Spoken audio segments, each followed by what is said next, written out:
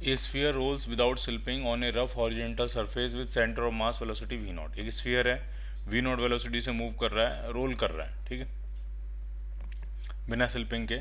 और मास जो स्फीयर का दिया है वो आपको दिया है m, रेडियस कितनी दी है r।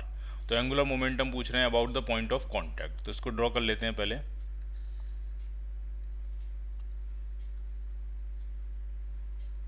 मान लिया ये स्फीयर है और इसका जो सेंटर है वो कितनी वेलोसिटी से मूव कर रहा है, वी नॉट से मूव कर रहा है।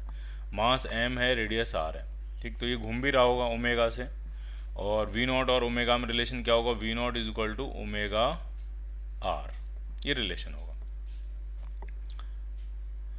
अब आपसे पूछ रहे हैं angular momentum point of contact, ठीक है। पॉइंट ऑफ कांटेक्ट मतलब इस पॉइंट के बारे में, इस पॉइंट के रिस्पेक्ट में, इस पॉइंट के रिस्पेक्ट में एंगुलर मोमेंटम पूछ रहे हैं, ठीक।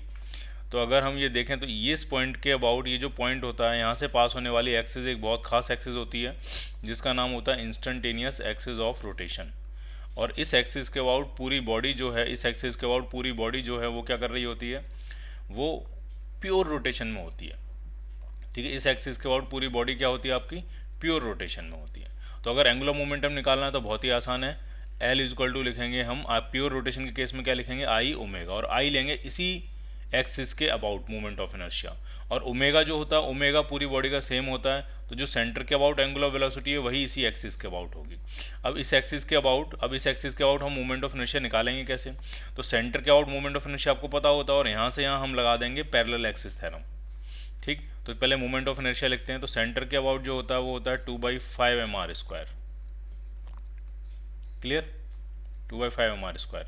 और पैरेलल एक्सिस थ्योरम लगाने के लिए प्लस mr², क्योंकि यहाँ से यहाँ तक की ये जो डिस्टेंस है वो r के बराबर है, ये जो डिस्टेंस है वो किसके बराबर है, r के बराबर। तो ये हो गया 2/5 mr² प्लस mr², तो ये बन गया आपका मोमेंट ऑफ इनर्शिया। और उसमें किससे मल्टीप्लाई कर देंगे हम, ओमेगा से।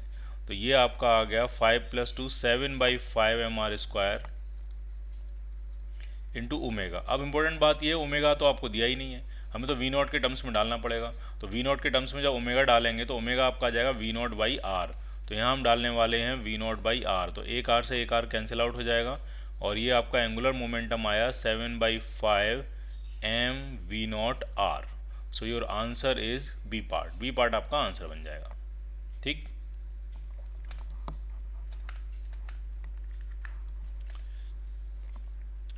नेक्स्ट क्वेश्चन करते हैं।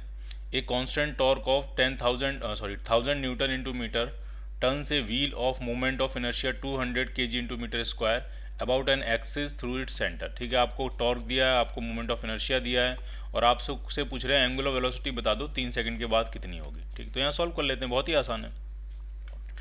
टाउ इज इक्वल टू होता है आई अल्फा, टॉर्क जो है वो आपको दिया है 1000, मोमेंट ऑफ इनर्शिया आपको दिया है 200, और अल्फा, अल्फा यहाँ से निकाल लेते हैं, तो अल्फा एंगुलर एक्सेलरेशन आपका आ गया 5 रेडियन पर सेकंड स्क्वायर। अब आपसे पूछिए कि 3 सेकंड के बाद एंगुलर वेलोसिटी ओमेगा पूछा गया, तो ओमेगा इज इक्वल टू होता है omega naught plus alpha T.